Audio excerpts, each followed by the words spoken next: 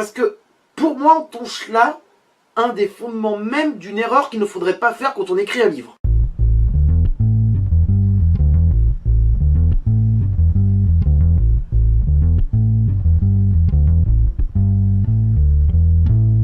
Posons les bases. Artyom perd Khan de vue. Et il finit par rencontrer un petit vieux souffrant de problèmes cardiaques et accompagné de son fils attardé mental. On va passer rapidement le moment de présentation et on va s'attarder au moment où nos trois comparses sont dans les tunnels direction les fachos du 4e Reich. Oh là là, quel suspense! Et là le dilemme, tu passes le checkpoint, aucun problème, tu peux continuer ton chemin. Mais tes deux comparses se font refouler manu militari, voire même soit de doigts de se faire buter à cause du gamin attardé mental.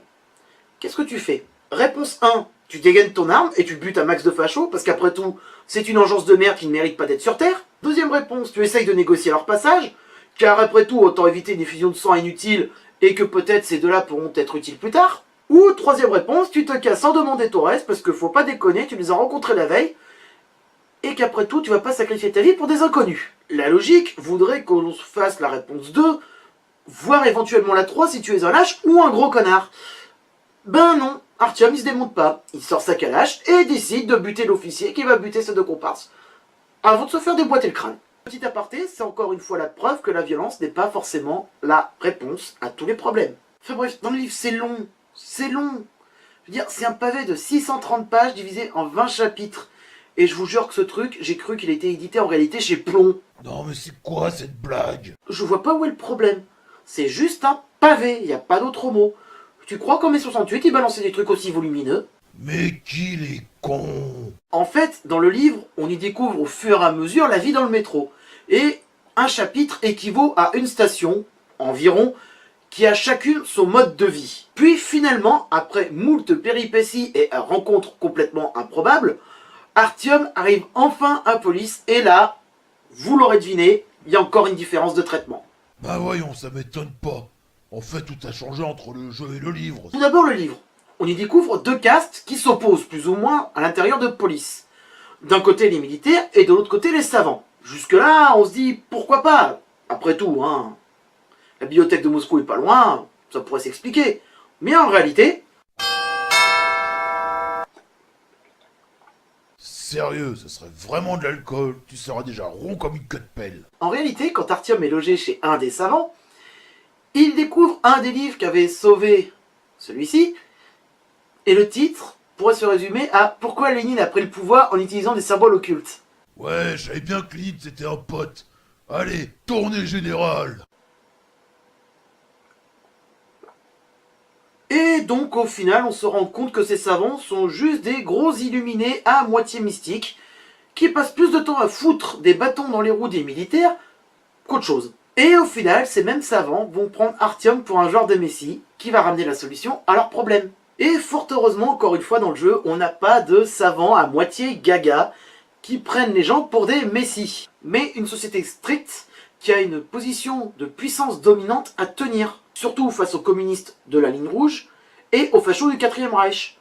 Donc ça va un peu plus vite à présenter. Après tout ça, on se retrouve donc dans la bibliothèque moscovite qui se trouve être remplie de mutants et on finit par découvrir l'existence du métro 2 qu'on appelle aussi le D6. Hein?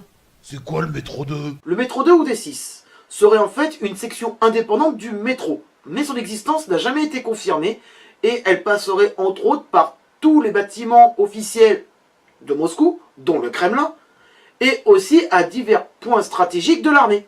Et au final, Dimitri Glukhovski prend le parti pris que cette section du métro existe bel et bien. Là, je vais balancer qu'un avis personnel, mais après tout, pourquoi pas?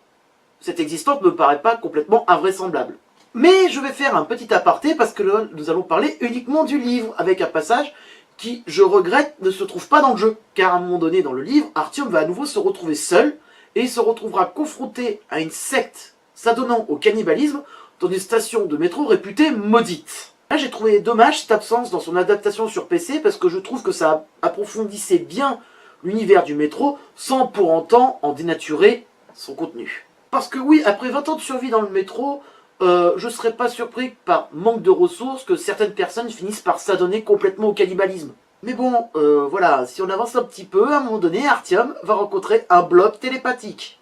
Comment? Oui, dans le livre, je répète, nous allons tomber sur un blob télépathique.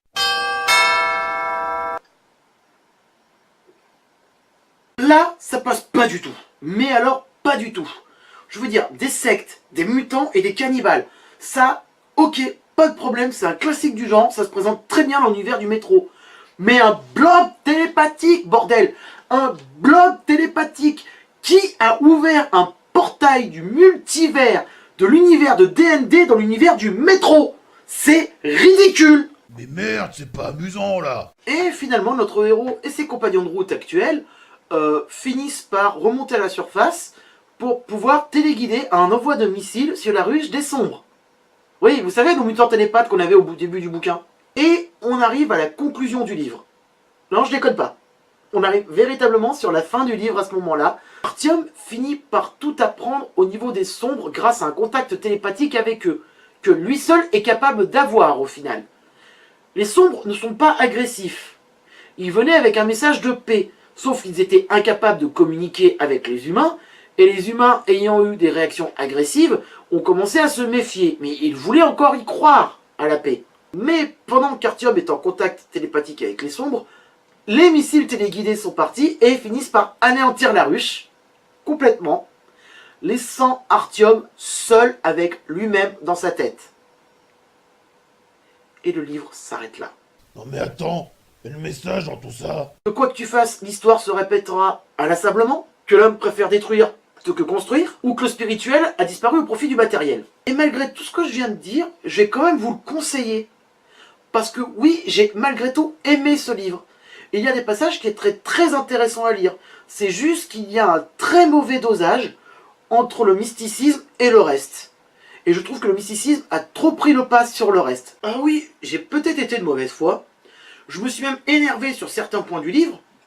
Mais malgré tout, je vais vous le conseiller. Et vous savez pourquoi?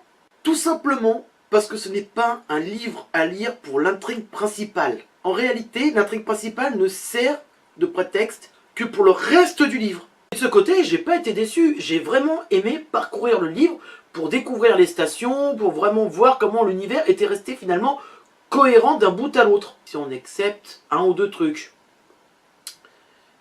dont le blob télépathique. En soi, ce roman, il aurait pu faire un très bon supplément de JDR.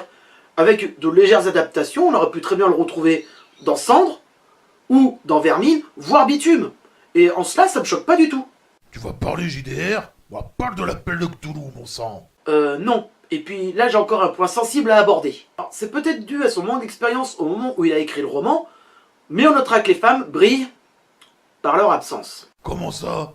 Mais comment je vais arrondir mes fins de mois là-bas, moi? Oh putain! Et pour résumer, la plupart des femmes sont juste des femmes au foyer s'occupant de leurs gamins. Voire bossent dans des jobs qui sont pas spécialement dangereux. Je me doute qu'en période de crise comme celle-ci, la survie de l'humanité doit passer avant tout. Mais est-ce que cloisonner une femme au rang de mère tondeuse est quelque chose d'intéressant pour nos amis lecteurs? Et surtout lectrice. Alors oui, je risque peut-être de me faire taper sur les doigts, mais on ne peut pas réduire le rôle d'une femme à ça.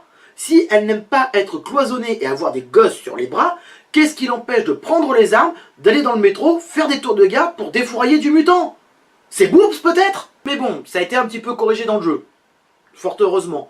Metro 2033 était assez fourni de détails pour qu'une boîte de jeux vidéo finisse par s'y intéresser et en faire une adaptation sur PC. Le seul regret, c'est qu'il n'a pas eu le succès escompté, peut-être à cause justement de ces Bioshock et Assassin's Creed, qui étaient des succès majeurs en ces temps-là. Et voilà, ce numéro 3 de Geek Librairie est enfin fini. C'est un pavé un peu plus gros que les deux précédents, j'espère qu'il vous aura plu, et je vous invite donc à me suivre sur Facebook et à vous abonner à ma chaîne, à éventuellement me lâcher un petit pouce bleu en bas de la vidéo, ça fait toujours plaisir et ça me motive dans mon travail, et je vous dis à très bientôt pour un prochain numéro. Ok, j'ai compris. Quoi donc? J'ai compris pourquoi tu faisais pas de jet de santé mentale. Ah, je t'écoute? Tu essayes de me nourrir avec la santé mentale de ceux qui nous regardent en fait. C'est ça, Ouais, j'ai connu mieux comme procédé. Mais tant pis, on va continuer comme ça. ça me rassure. Mais par contre, pourquoi tu as changé de décor et pas moi? Va falloir m'expliquer. Je veux un nouveau décor.